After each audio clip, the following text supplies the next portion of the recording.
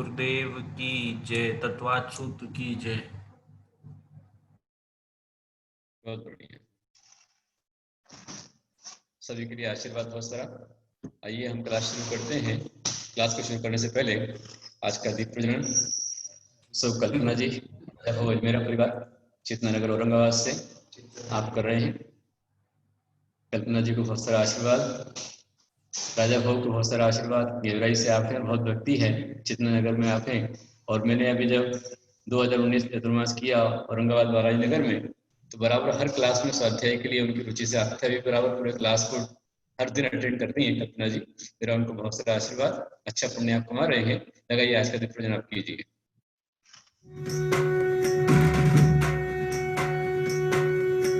तुभ्यं नमोस्तु हे धर्म सूर्य, तुभ्यं नमोस्तु वात्सल्य सिंधु, तुभ्यं नमोस्तु हे प्रज्ञा योगी, तुभ्यं नमोस्तु हे ज्ञान योगी।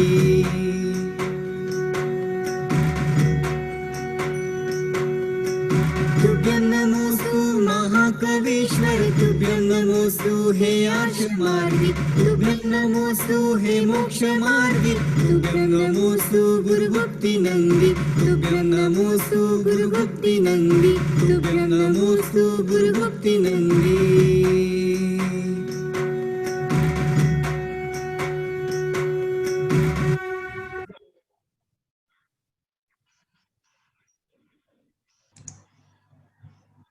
बहुत ही सुंदर दीप प्रज्वलन आपने किया। और अभी चलते हैं गुरुदेव की तरफ। अभी तत्वात सूत्र का आज से नया अध्याय शुरू होगा। जय बोलो परम पूज्य प्रज्ञा योगी दिगंबर जैनाचार्य श्री गुप्तनंद जी गुरुदेव की जय। अभी तक हमने मोक्ष शास्त्र का पंचम अध्याय पढ़ा और आज आपने उसका एग्जाम दिया है। अभी थोड़ी देर में क्वेश्चन पेपर, उसके उत्तर पुस्तिका भेजेंगे, फिर मैं आपको उसका और हल करके बता दूंगा। आज से हम छठा अध्याय शुरू कर रहे हैं। आपने पहले अध्याय से लेकर के चौथे अध्याय तक आपने जीव तत्व का विषय आपने जाना। पांचवें अध्याय में अजीव तत्व को, क्षय द्रव्य को आपने समझा। अब यहाँ से छठा अध्याय शुरू हो रहा है और इस छठे अध्याय में यहाँ पर षष्ठम अध्याय के अंदर आश्रव तत्व और सातवें अध्याय में आश्रव तत्व का वर्णन आने वाला है। उसमें छठे अध्याय में बहुत गहन विषय अच्छा आपको मिलेगा। आपको मेरी आवाज कम आ रही है क्या बेटी? नहीं गुरुदेव, एकदम सही आ रही है। जिनको भी आवाज कम आ रही है एक बार रिकनेक्ट हो जाइए। एकदम सही आ रही है। अच्छा ठीक है, ठीक। तो आज से छठा अध्याय हमारा शुरू हो रहा है। ये बहुत ही महत्वपूर्ण अध्याय है आपके जीवन को समझने के लिए कि आप किस तरह से कर्मों का आश्रय करते हैं। सुख और दुख आपके जीवन में आता है तो कैसे आता है? आपके साथ कई बार ऐसा होता है कि आप बहुत अच्छा करते हैं, पर अच्छा करने के बाद भी उसका फल अच्छा क्यों नहीं मिलता है? वो कौन से कर्म है? हम किन कर्मों से कैसे आश्रय करते हैं? कर्म 8 होते हैं, है ना? ज्ञानावरणी, दर्शनावरणी, वेदनीय, मोहनीय, आयोग, नाम, गोत्र, अंतराय। ये 8 कर्म हैं। तो आप इन 8 कर्मों का आश्रय किस प्रकार करते हैं, कैसे करते हैं? ये बहुत ही महत्वपूर्ण विषय ये छठे अध्याय में शुरू होगा और बहुत सरल आपको लगेगा, कठिन नहीं होगा इसके अंदर। यदि आपने समझने का, मुझे तो बहुत सरल लगता है ये, हालांकि गुरु कृपा है, मेरे लिए सारे अध्याय सरल है। हाँ, छठा अध्याय। अब इसमें सबसे पहला सूत्र आता है आश्रव तत्व की विवेचना कि आश्रव तत्व क्या है। ये आपके परिणामों का दर्पण है और जीवन की शुद्धि का अमोल उपाय इसके अंदर आपको प्राप्त होगा। किसमें कहाँ क्या आ रहा है वो बहुत सुंदर आएगा। उसमें पहला सूत्र सबसे पहला है कि योग किसे कहते हैं। पहला सूत्र छठे अध्याय का, काय वांग मनः कर्मयोगः। काय वांग मनः कर्मयोगः। पहला वाला अर्थ है, मतलब काय वचन और मन, इसकी जो एक्टिविटी क्रिया है उसे योग कहते हैं। अथवा यूं समझे कि मन के निमित्त से, वचन के निमित्त से, काय के निमित्त से जो आत्मा में, आत्मा के प्रदेशों में परिस्पंदन होता है, मतलब हलन चलन होता है, उसको योग कहते हैं। इसलिए मनोवाक काय कर्म योगा, आपके जितने भी कर्मों का आशय, उसका मूल कारण यही है। आदमी जो कर्म करता है, कर्मों का आश्रय करता है, वो मन से करता है, वचन से करता है, काय से करता है। इसलिए हमारी पूजाओं में आता है कि दिन रात शुभाशुभ भावों से मेरा व्यापार चला करता, मानस वाणी और काया से आश्रय का द्वार खुला रहता। दिन और रात शुभ और अशुभ भावों से हम कर्मों का व्यापार कर रहे हैं। मन से, मानस, वाणी मतलब वचन से, और काया से निरंतर आश्रम के द्वार खुले हुए। मेन कारण यही है योग। बंद के हेतु अलग अलग है, पर आश्रम के लिए कारण यही है। व्यक्ति मन से कर्म करता है, वचन से करता है और काय से करता है।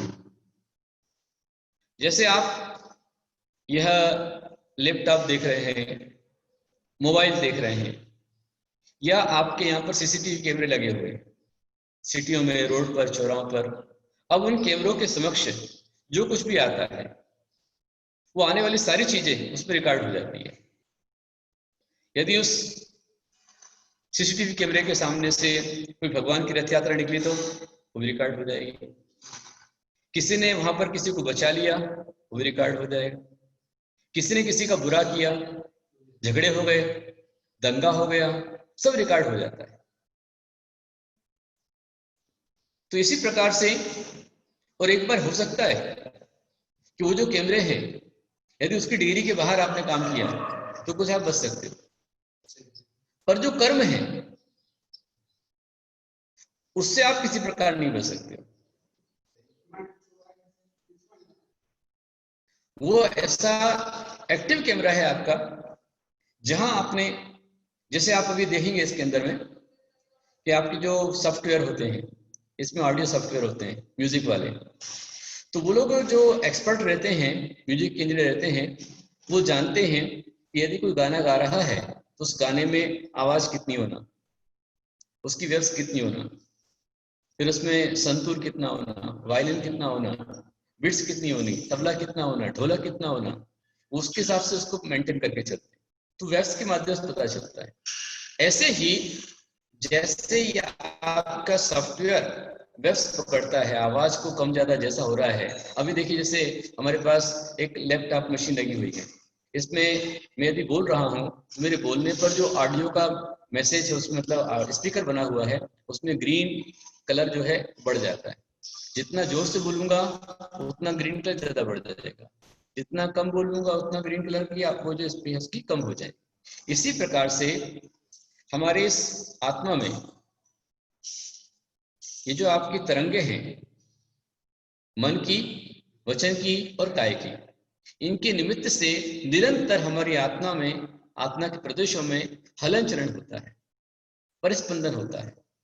जैसे मैं बोल रहा हूँ तो बोलते समय मेरे ओंठ हिल रहे हैं, मेरी जीवा हिल रही है, मेरा कंठ हिल रहा है, मेरे दांत के पास में हिल रहा है, तालु है, दंत है, ओष्ठ वगैरह जिससे हम बोलते हैं, तो ये सब एक्टिविटी शुरू हो जाती है। और इसके साथ में मेरा ये मन भी बोलता है, यहाँ की नस बोलना शुरू कर देती है। और पहले मैं भाव से बोलता हूँ, तब जाके द्रव्य से बोलता हूँ, तो ये बहुत सूक्ष्म होता है। तो ये जो भाव से बोल रहा हूँ, द्रव्य से आपको बता रहा हूँ, तो ये सब जो है सारी एक्टिविटी हमारे, इसके सारे परिणाम अभी निरंतर आत्मा के ऊपर हो रहे हैं। जैसे अभी आप स्वाध्याय कर रहे हैं, आप पढ़ रहे हैं, तो पढ़ते समय आपकी परिणाम एकदम शांत है, आपकी जिज्ञासा तत्व की है। यदि आप कॉन्सल्ट होकर के, एक्सटेंट होकर के, यदि आप बराबर मेरे ध्यान आपका एकाग्र है, तो आपको बहुत अच्छे समझ में आएगा, परिणाम विशुद्धि बनेगी। और यदि आप घर में किसी से और बातचीत कर रहे हैं, वो चर्चाएं आप कर रहे हैं, तो चंचलता आपको रहेगी, कुछ सुनेंगे कुछ नहीं सुनेंगे, आधा आएगा आधा नहीं आएगा। पर जब आप सुन रहे हैं यहाँ पर ध्यान लगा करके, तो आपका इसमें क्या हो रहा है, स्वाध्याय हो रहा है। स्वाध्याय परम तप है। अब इस स्वाध्याय से आपके जो मन में जो वेव्स आने वाली है वो कैसी आएंगी, शुभ शुभ परिणाम बनेंगे, परिणाम आपके उज्जवल रहेंगे, है ना। फिर आपकी इंद्रियां, क्या आप इस समय खा रहे हैं, नहीं। क्या आपकी इंद्रियां, आपकी आंखें किसी गलत प्रोग्राम को देख रही है, नहीं, आप सिर्फ गुरु को देख रहे हैं। तो गुरु का दर्शन ही पुण्य से होता है। साधु नाम दर्शनम पुण्य, दर्शन पुण्य से मिलता है और दर्शन करके पुण्य बंद होता है। आप लगातार जो गुरु मुद्रा को देख रहे हैं, साधु मुनि अवस्था को देख रहे हैं, तो ये अवस्था दर्शन आपको निरंतर, यूं आप बैठते तो थोड़ी देर को दर्शन करते हैं, लेकिन लगातार आप दर्शन कर रहे हैं, तो इस दर्शन से जो है आपकी चक्षु धन्य हो रही है। आप कान से इसको सुन रहे हैं, इसलिए कान भी आपके धन्य हो रहे हैं। मन किसी का चिंतन करे, इसलिए मन भी धन्य हो रहा है। सारा शरीर इस पर लगा हुआ है, इसलिए स्पर्शन, रसना, घ्राण, चक्षु, कर्ण, पांचों इंद्रिय के द्वारा आप निरंतर जो है पुण्याश्रय कर रहे हैं। दादी ने गेट को बंद कर दिया पीछे वाला, अच्छा खासा खुला था वो। ऐसे यहाँ पर कांच खोल दो माता जी, इधर से, ऐसे से भी खोल। आपकी पांचों इंद्रियां, पांचों मन इसमें लगे हुए हैं। मन वचन कर्म से आप निरंतर उघड़ा उघड़ा, बाबा जी उघड़ा, क्या ना उघड़ा, उघड़ दो, खोल दो पूरा उसको अच्छे से, दरवाजे को बंद नहीं करना है, खोलना है, जिससे आपको फुल लाइट मिले, प्रकाश मिले, अच्छा मिले आपको। बोलो जिनवाणी माता की जय। हम जिस समय हमारे मन को, अपने वचन को और अपने काय को, अभी सिंपल सा अर्थ इसका यह है, मनोवाक काय कर्म योगा। इसका अर्थ यह हुआ कि आपके मन में, वचन में और कर्म में जैसे भी एक्टिविटी होती है, उस एक्टिविटी से आपके आत्म होता है, और वो हलन होने पर उसे ही कहा गया है योग।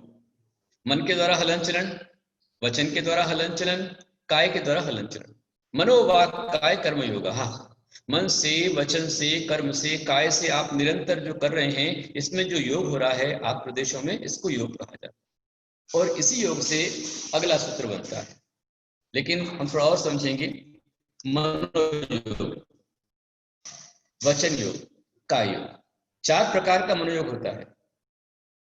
सत्य मनोयोग, असत्य मनोयोग, उभय मनोयोग, अनुभय मनोयोग। फिर वचन योग भी 4 प्रकार का है। सत्य वचन योग, असत्य वचन योग, उभय वचन योग और काय वचन योग। फिर 7 प्रकार का योग होता है। औदारिक काय योग, औदारिक मिष्ट काय योग, व्यक्रियक काय योग, व्यक्रियक मिष्ट काय योग, आहारक काय योग, आहारक मिष्ट काय योग और कर्माण काय योग। इस तरह से 7 काय योग होते हैं, 4 वचन योग होते हैं, 4 मन योग होते हैं। इस तरह से 15 योग हो जाते हैं, है ना। 4 4 8 और 7 15 योग बन गए। इसमें मनोयोग, आपके मन में जो भाव आए, जो विचार आए, उन विचारों से, जैसे मान लीजिए आप बैठे थे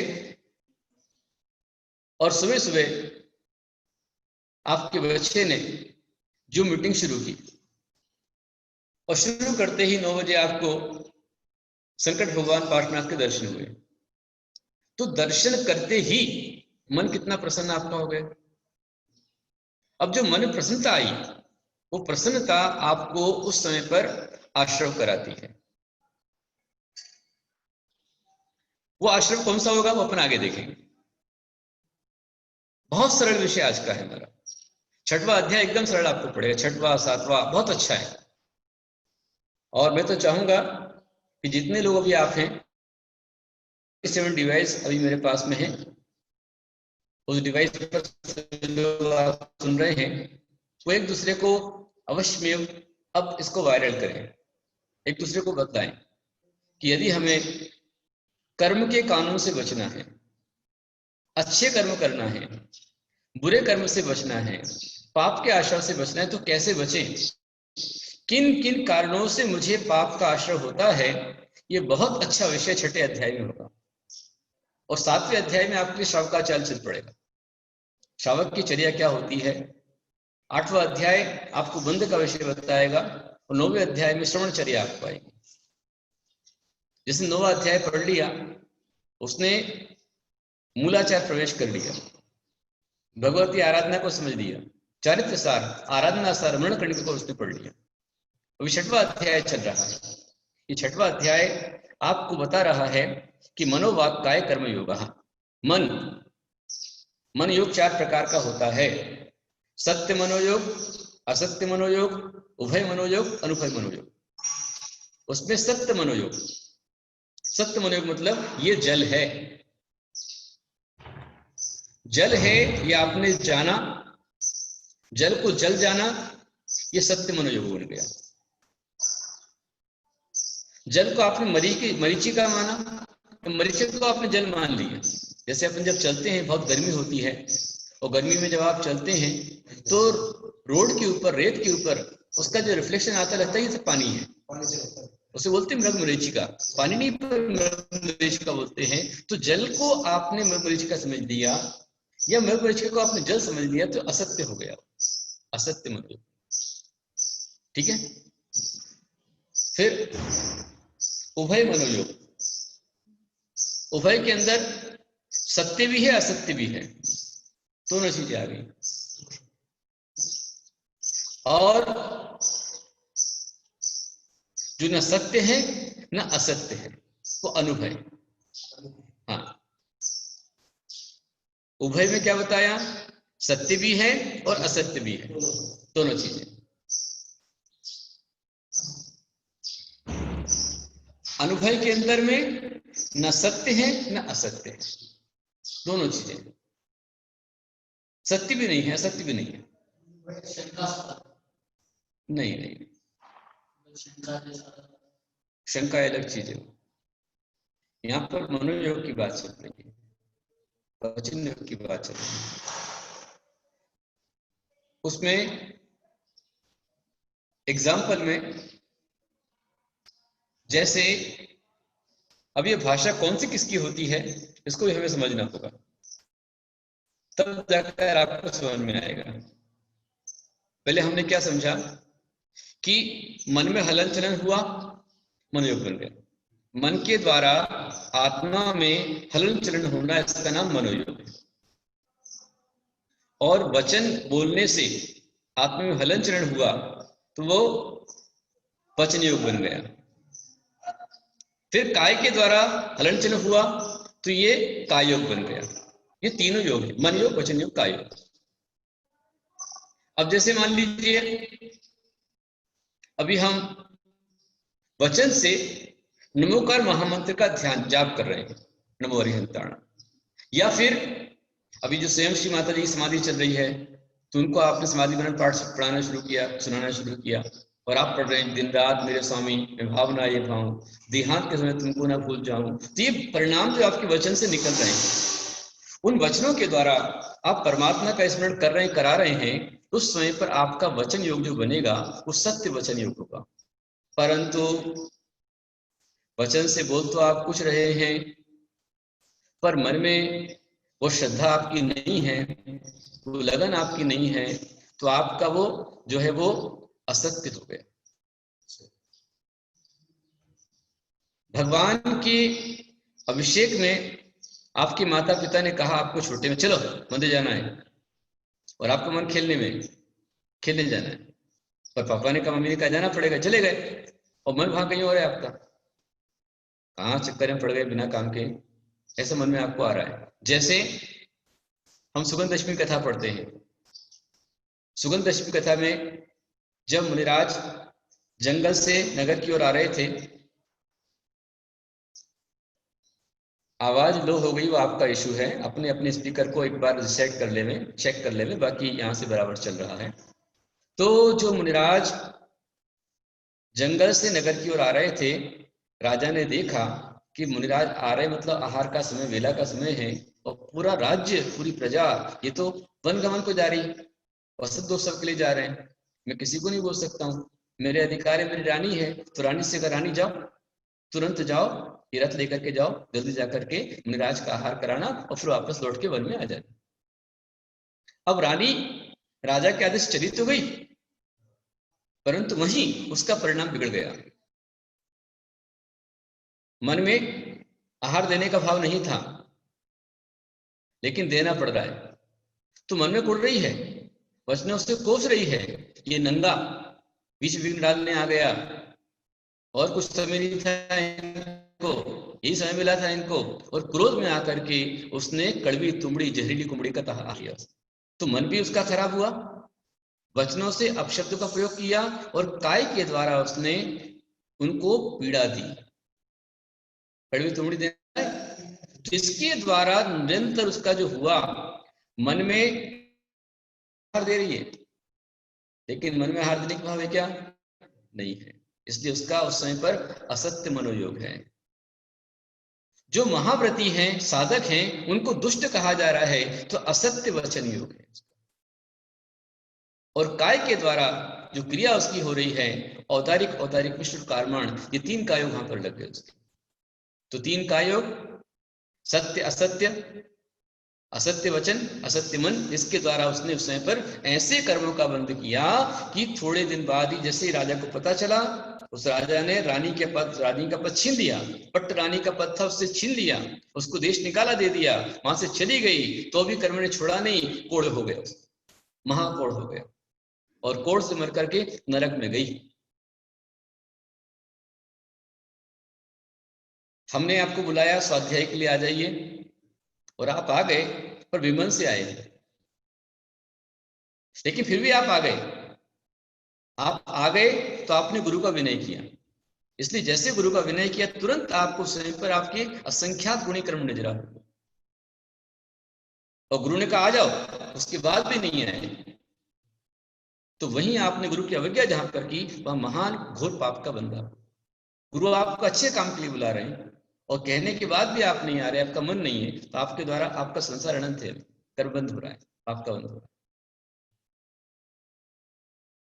कई बार ऐसा होता था कि हमारे गुरुदेव संगोष्ठी में बैठते थे, संगोष्ठी के विषय बहुत गहन है, नहीं समझ में आ रहा, पर गुरुदेव ने कहा है, जान उनसे कहने के पहले ही कोई भी मीटिंग गुरुदेव कभी छोड़ी नहीं, चाहे वो दिन में हो, चाहे रात में हो, चाहे एक बार हो, चाहे 10 बार हो, चाहे 3 घंटे लगे, चाहे 4 घंटे लगे, छोड़ा नहीं।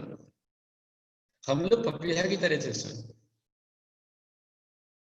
बिहार में उनके साथ जा रहे, वो बहुत तेज चलते थे, मेरी हाइट कम थी, लेकिन मैं दौड़ता था, लेकिन चलता था, इसलिए वो चीज मुझे मिली।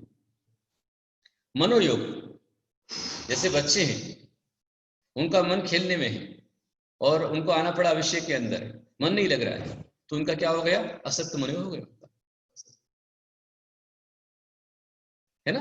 तो 4 प्रकार आपको समझ में आया, 4 प्रकार का मनोयोग, 4 प्रकार का वचन योग, और 7 प्रकार का योग। उसमें से फिर मनोयोग में सत्य असत्य उभय अनुभय, और वचन में भी सत्य असत्य उभय अनुभय। वो किस प्रकार से होगा मैं आपको बता रहा हूं अभी। मनोयोग 4 प्रकार का हो गया, उसमें सविचित पदार्थ को विषय जो किया जाए,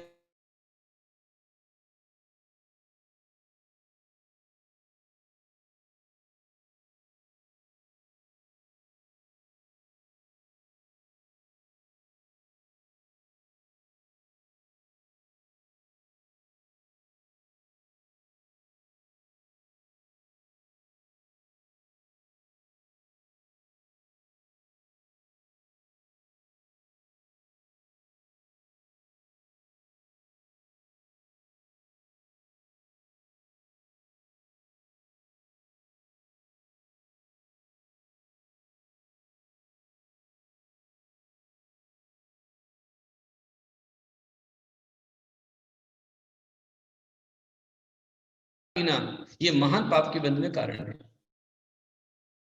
तो जिसने कहा कि शराब पीना, अल्कोहल पीना जो है वो स्वास्थ्य के लिए अच्छा है, वो महान, उसने असत्य वचन योग, असत्य मनोयोग उसका बन गया। असमीचीन, उसने असमीचीन को समीचीन कहने का प्रयास किया। और देखिए, जैसे हमारे यहां पर साधु आए, तो साधु के आने पर तो हम उनके पास नहीं गए, परंतु कोई सेलिब्रिटी आ गई, हीरो हीरोइन आ गए, और हम उनको सम्मान दे रहे हैं, बहुत अच्छे, बहुत बढ़िया है, गौरव दे रहे हैं। तो जो सत्य नहीं है, जो स्वयं भ्रष्ट है, आचरण से भ्रष्ट है, चरित्र से भ्रष्ट है, भावनाओं से भ्रष्ट है, उसको बहुत अच्छा बता करके हम उसका सम्मान गौरव कर रहे हैं। ये आपके द्वारा वहां पर जो है पाप का बंध हो रहा है। आपका मन असत्य को सत्य बता रहा है, आपका मन बुरे को अच्छा बता रहा है। और जो साधु है उसके प्रति हमारा मन उदासीन है, तो जो अच्छा है उससे उदासीन हम हो रहे हैं, तो वहीं आपका जो योग है वो गलत हो रहा है। असमीचीन पदार्थ को विषय करने वाला असत्य मनोयोग, और उस वचन को असत्य वचन, असत्य मन कहेंगे। और समीचीन पदार्थ को विषय कर रहा है, जैसा है उसको विषय करने वाला सत्य मनोयोग है, और वचन सत्य वचन योग बन जाएगा। चलो एक समझो आप। और उभय, अनुभय, अनुभय में जो न तो सत्य हो न असत्य हो, असत्य मृषा, हाँ, अनुभय हो गया। और सत्य और मिथ्या दोनों ही प्रकार का है, सत्य भी है और झूठ भी है, वो उभय हो गया। उसमें से जो अनुभय वचन होते हैं वो किसके होते हैं?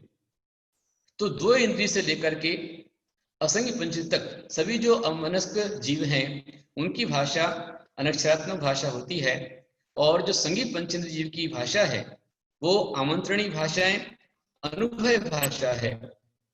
इसके स्वामी दो इंद्रिय से लेकर के संगी पंचेंद्रिय तक होते हैं। सत्य असत्य उभय अनुभय, उसको हम समझ रहे हैं उदाहरण के माध्यम से। सम्यक ज्ञान का विषयभूत जो पदार्थ है वो सत्य वचन योग है, और उसका चिंतन सत्य मनोयोग है। जिनवाणी मेरा कल्याण करेगी, शास्त्र पढ़ करके मुझे ज्ञान मिलेगा, ये भावना जो है ये सत्य मनोयोग है। असत्य मनोयोग से अभिषेक कर रहा है तो पुण्य मिलेगा क्या?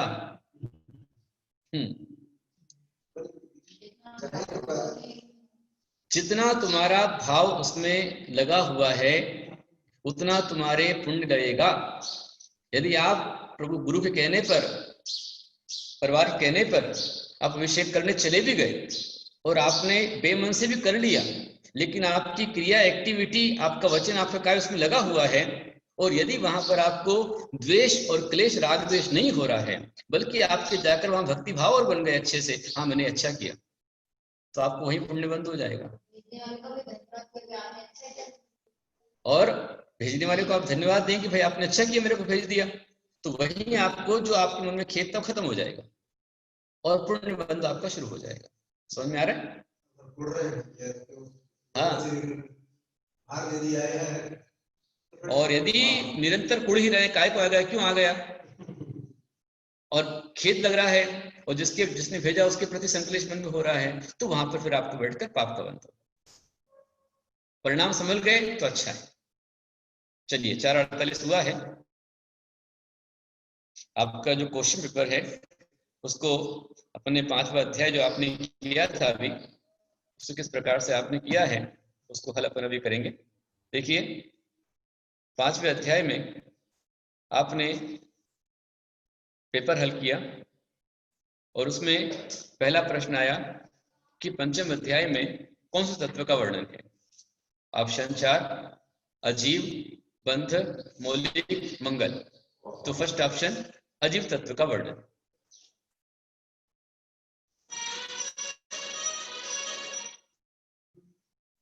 देखिए अब कल पूछिएगा आप थोड़ा सा मेरे को, क्योंकि अभी मैं प्रश्न उत्तर की ओर चल पड़ा हूं, ये बहुत अच्छा विषय चलेगा।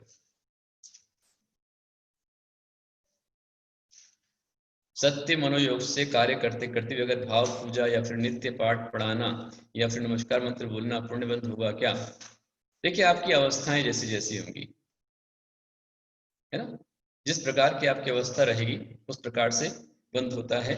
जैसे मान लीजिए कि आप घर में हैं, तो बच्चे जब स्कूल पढ़ने जाते हैं तो आज किड्स प्ले में रखा जाता है, खेलो, और खेल से खेलते खेलते पढ़ते हैं। ऐसे ही जब तक आप श्रावक अवस्था गृहस्थ अवस्था में हैं तब तक आपके लिए द्रव्य पूजा मुख्य है और भाव पूजा गौण है। द्रव्य से भाव बनता है। जैसे दुकान पर यदि खाली दुकान आप बैठ जाओगे और दुकान पर कोई सामान ही नहीं है आपके पास में, तो आप क्या बिजनेस कर पाओगे? मन में भाव है पर पूजा अभिषेक नहीं कर पाए तो पुण्य लगेगा क्या? सोचो जरा। मन में भाव है और नहीं कर पाओ, कैसे नहीं कर पाओगे? सब कर सकते हैं। हाँ, आपने कहा उपवास की सहायता है, सरिता जी ने पूछा उपवास की, हम लोग को सहायता है, अच्छा है, तभी आपके सामने बोल पा रहे हैं हम लोग। तो ये जो विषय आपने पूछा है, अच्छा विषय पूछा है, कल और पूछिएगा, फिर हम बताएंगे आपको, ठीक है। द्रव्य कितने होते हैं? तो द्रव्य 6 होते हैं। अजीव तत्व के कितने भेद हैं? तो अजीव के 5 भेद। जीव द्रव्य किस सूत्र से ग्रहण किया जाता है? तो जीवाश्म सूत्र से ग्रहण किया जाता है। इन द्रव्यों में क्या विशेषता है? तो सभी द्रव्य नित्य है, नित्याणी। फिर कौन सा द्रव्य आरोपी नहीं है? तो उसमें से पुद्गल आरोपी नहीं है। एक एक द्रव्य कौन कौन है? तो धर्म आकाश ये द्रव्य है। कितने द्रव्य क्रिया रहित हैं? तो धर्म अधर्म आकाश ये क्रिया रहित हैं। यहाँ पर इन्हीं को लिया गया है, इसलिए उनको लिया गया। बाकी अगला प्रश्न है, धर्म अधर्म एक जीव द्रव्य में कितने प्रदेश होते हैं? तो उत्तर है असंख्यात प्रदेश होते हैं। 10वां प्रश्न है, आकाश द्रव्य कितने प्रदेशी है? तो आकाश द्रव्य अनंत प्रदेशी है। लोकाकाश कितने प्रदेशी? लोकाकाश असंख्यात प्रदेशी है। उद्गत द्रव्य कितने प्रदेशी हैं? उद्गत द्रव्य संख्यात असंख्यात अनंत प्रदेशी है। उद्गत परमाणु कितने प्रदेशी है? उद्गत परमाणु 1 प्रदेशी। सब द्रव्यों का अवगाह कहां पर होता है? पृथ्वी में, भगवान लोकाकाश में, लोकाकाश में होता है। कौन से द्रव्य समस्त लोकाकाश में व्याप्त हैं? तो धर्म और अधर्म समस्त लोकाकाश में व्याप्त है। काल उसमें नहीं आएगा, काल जो है वो एक एक अलग अलग परमाणु है, तो आकाश के एक प्रदेश पर ठहरा हुआ है। धर्म अधर्म ही जो है वो समस्त लोक में व्याप्त है। एक पुद्गल परमाणु आकाश में कहाँ व्याप्त है? संपूर्ण लोक में, लोक आकाश के सर्व प्रदेश में, संख्यात प्रदेश में, या इनमें से कहीं नहीं? तो कहाँ आएगा इसमें से? इनमें से कहीं नहीं, क्योंकि संपूर्ण लोक में परमाणु नहीं रह सकता, वो तो एक प्रदेश पर ही रहेगा। जीव द्रव्य का अवगाह कहां तक है? मध्य क्षेत्र में, ऊर्ध्व क्षेत्र में, भरत क्षेत्र में, इनमें से एक भी नहीं। तो हमें पकड़ना पड़ेगा इनमें से एक भी नहीं, क्योंकि अकेला मध्य क्षेत्र नहीं है। असंख्यात प्रदेश में लेकर के, असंख्यात प्रदेश से लेकर के संपूर्ण लोक तक फैल सकता है ये जीव, इसलिए इसका चौथा ऑप्शन बनेगा। फिर 18वां प्रश्न है, जीव में संकोच विस्तार किस प्रकार होता है? उदाहरण से बताइए। तो दीपक के प्रकाश की तरह। दीपक को बड़ा बर्तन मिला तो उसका प्रकाश बड़ा हो जाता है, बर्तन छोटा मिला तो वो छोटा हो जाता है। धर्म द्रव्य का उपकार क्या है? तो गमन में उदासीन सहायक होना, अधर्म द्रव्य ठहरने में उदासीन सहायक होना। 21वां प्रश्न है, आकाश का उपकार? तो समस्त द्रव्यों को अवगाहना देना। 22वां प्रश्न है, पुद्गल द्रव्य का उपकार? उदाधिकारी श्री पुद्गल द्रव्य का उपकार है। 23वां प्रश्न है, 5वें अध्याय में कितने सूत्र हैं? तो 42 सूत्र हैं, 42। पुद्गल द्रव्य के और भी कौन से उपकार है? तो इंद्रजन्य सुख दुख ये उसके उपकार है। 25वां, परस्पर उपग्रहो जीवानाम, इस सूत्र का क्या अर्थ है? तो जीव परस्पर में उपकारी है, यह उसका अर्थ है। काल द्रव्य का उपकार? परिणमन, परिणाम। उद्गल द्रव्य का लक्षण क्या है? तो स्पर्श रसगंधवर्णतः उद्गलः। 28वां प्रश्न, स्पर्श के 8 भेदों में से एक भेद आभारी, कर्मों की मारी, भारी, पुजारी, तो भारी उसमें आएगा। ये अच्छा ऑप्शन यही तो है, उत्तर के आसपास ही और नकली सामान रखा रहता है, और जो पकड़ ले सो पकड़ा लेता है। उद्गत द्रव्य की एक पर्याय का नाम बताओ। 4 ऑप्शन है, बंध, संबंध, निबंध, प्रबंध। बंध आएगा, सद्दो बंधो सुमो तुर संसार वेदम छाया। 30वां प्रश्न है, उद्गत द्रव्य के कितने भेद हैं, नाम बताओ। पहला अणुमणु, दूसरा अगुरु लघु, तीसरा अधर, चौथा अणु स्कंद। तो अणु स्कंद अणु स्कंदाश्च आता तो है नहीं क्लास में, और बस लास्ट वाला है, रोज क्लास चलती है, पंडित होकर क्लास में नहीं आता है। स्कंदों की उत्पत्ति कैसे होती है? भेद से, संघात से, भेद संघात से, या इनमें से एक भी नहीं, भेद संघात भी उत्पत्ति। ठीक है, तो यहां पर आएगा दूसरा ऑप्शन। फिर 32वां प्रश्न है, अणु की उत्पत्ति कैसे होती है? अणु से, स्कंद से, भेद से, कर्मों से, क्या आएगा? भेदादणु, भेदादणु, भेद से अणु की उत्पत्ति होती है। 33वां प्रश्न है, भेद होगा तो भी स्कंद है। हाँ, चक्षु इंद्रिय से जो स्कंद दिखता है वो कैसे उत्पन्न होता है? भेद से, चक्षु से, संघात से, भेद संघात से, भेद संघाताभ्याम चक्षुषः, ये सूत्र है। द्रव्य का लक्षण क्या है? सत, असत, विसत, परत। सत द्रव्य लक्षणम, सत पहला अक्षर। आता ही नहीं हो, संसार उसका लंबा है। सत क्या है? उत्पाद व्यय, व्यय द्रव्य, उत्पत्ति, उत्पाद द्रव्य ध्रुव युक्तम सत, ये सत। वो सब आ जाते पीडीएफ फाइल आपको हर बार भेजते हैं, आप चिंता मत कीजिए। जब भी क्वेश्चन पेपर आपका हल होता है उसके बाद हमारे वत्सल भैया आपको हमेशा बिना कहे उत्तर पुस्तिका आपको भेज देते हैं, और साथ में रिजल्ट आने के साथ में रिजल्ट की भी जो पूरी मार्कशीट है वो आपको पूरी लिस्ट भेज दी जाती है कि कौन कितने नंबर लाया है।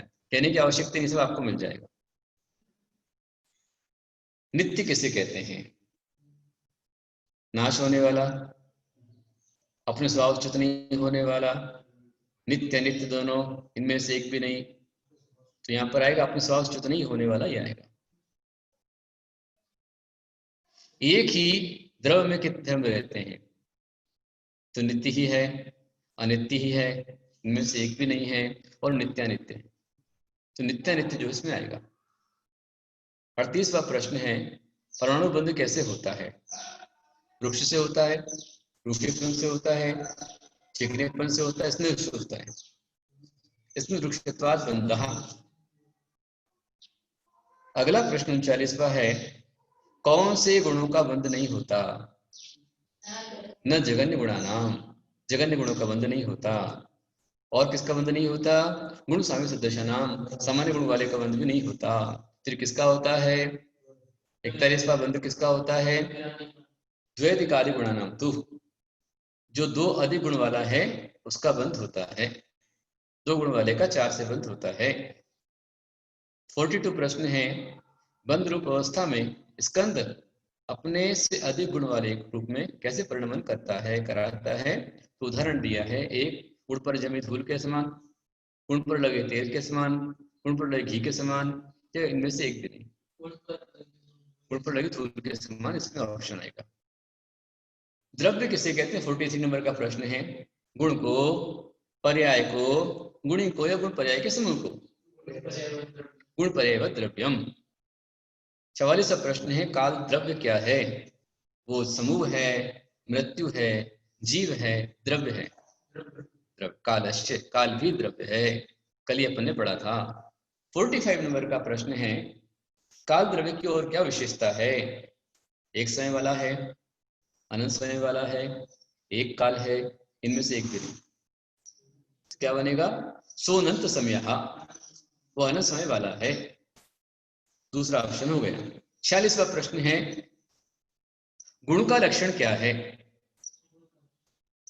द्रव्य के आश्रय रहने वाला, द्रव्य के आश्रम में रहने वाला, सबके पास में रहने वाला, इनमें से एक भी नहीं। द्रव्याश्रया निर्गुण गुणा, ये सूत्र है। 47वां प्रश्न है, पर्याय का लक्षण क्या है? जो द्रव्य जिस रूप में हो उससे उसी रूप परिणाम करने वाला, या द्रव्य के गुण रूप होने वाला, जीव से अजीव होने का, या इनमें से एक भी नहीं। तद्भावा परिणाम, तद्भावा परिणाम ये सूत्र आता है। ठीक है। 48वां प्रश्न है, कितने द्रव्य अस्तिकाय हैं? 7 द्रव्य, 6 द्रव्य, 5 द्रव्य, इनमें से एक भी नहीं, तो 5 द्रव्य, दूसरा ऑप्शन इसका सही है। 49 प्रश्न है, काल द्रव्य अस्तिकाय क्यों नहीं है? पहला ऑप्शन एक प्रदेशी होने से, दूसरा असंख्यात प्रदेशी होने से, तीसरा बहुप्रदेशी होने से, चौथा अजीव होने से। एक प्रदेशी होने से वो अस्तिकाय नहीं है। मैं समझता हूं आपको पंचम अध्याय अच्छा समझ में आ गया होगा। और 50वां प्रश्न, अंतिम प्रश्न है, अजीव किसे कहते हैं? जिसमें चैतन्य गुण हो, जो जानता देखता हो, जो चेतना गुण से रहित हो, या इनमें से एक भी नहीं। जो चेतना गुण से रहित हो वो अजीव कहलाता है। इस तरह से आपके आज का 5वां अध्याय हुआ। 50 प्रश्न आपको मिले, बहुत सरल से प्रश्न थे, बहुत सरल से उत्तर उसके थे, और जिन जिन ने उत्तर दिए होंगे उन सभी को इसका विशेष लाभ प्राप्त होगा। आप सभी कल तैयार रहें। कल क्लास में आपको इसका रिजल्ट मिल जाएगा। प्रश्न नंबर 40 का उत्तर आपको समझ में नहीं आया? क्यों समझ में नहीं आया? हमने तो आपको समझाया। हाँ, मन चित्त स्थिर कीजिए। प्रश्न 40 है, और किसका बंध नहीं होता? तो और किसका बंध नहीं होता उसमें आता है गुण साम्य सदृशा नाम। गुण साम्य सदृशा नाम के अंतर्गत जिसके सामान्य गुण हैं उसका बंध नहीं होता, ये सूत्र है। पहला ऑप्शन उसमें बनेगा सामान्य गुण, सामान्य गुण वालों का बंध नहीं होता, ये उसका ऑप्शन हो गया। ठीक है। और आपने पूछा अजीव तत्व 5 कौन से हैं? तो तत्व तो 7 होते हैं, उसमें जो अजीव तत्व 5वां जो है उसके अंदर अजीव तत्व के अंतर्गत 5 द्रव्य आते हैं, है ना। पुद्गल, धर्म, अधर्म, आकाश काल, ये सब जो है आपका उसके अंतर्गत आता है। ठीक है। आगे आपने पूछा है कि आज का कोड क्या है? आज का यूनिक कोड आपके लिए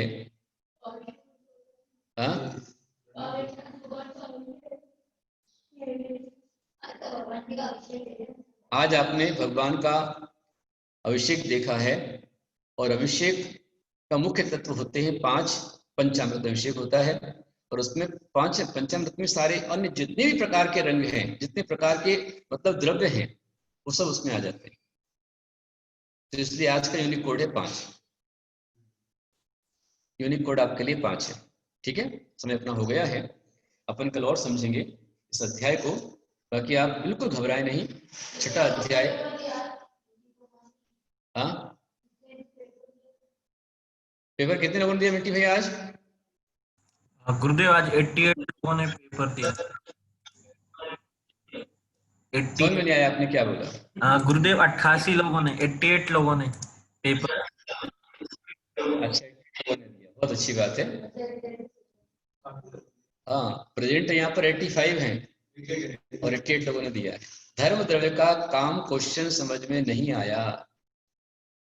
क्वेश्चन नंबर 20 वो आपकी गड़बड़ है थोड़ी सी, बाकी उसमें बिल्कुल लिखा है गति हेतुत्व, चलने में गमन में सहायक, वो उसका ऑप्शन था। चलने में सहायक होना धर्म द्रव्य का उपकार है। ठीक है। आज इतना ही। अर्घ चढ़ाएंगे आप सभी। यदर्थ मात्रा तद्वाक्यहीनं मया प्रमादात् किंचनोक्तं तन्मे क्षमित्वा वृद्धातु देवी सरस्वती केवलबोधलब्धि बुद्धि समाधि परिणाम शुद्धि स्वात्मोपलब्धि शिव सौख्य सिद्धि चिंतामणि जोसुदानी त्वां वन्दे मानस वासुदेव। हे निर्वाणी भारती, हे निर्वाणी भारती,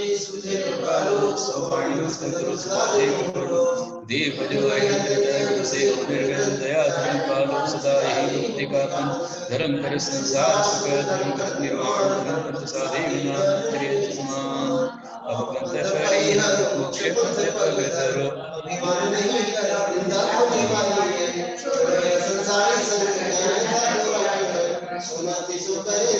बड़ोपकारी है मुनि मन निर्मल जैसो है गंगा तुझ अटत कर वंदन लटकधारी है।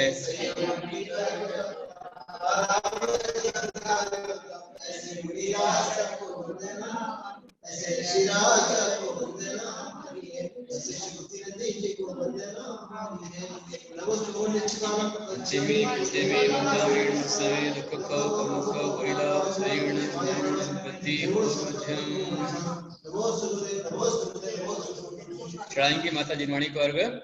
नीरगंध वस्त्र आदि अर्घ भाव से लिया आपका विधान मात भक्ति भाव से किया दिव्य देश नाम है दिनेश आपकी माते अर्चना हरे प्रवंचना विभाव की माते अर्चना हरे प्रवंचना विभाव की। ओम विभाव सिंह जिनवाणी आचार्य कुंतु सिंधु है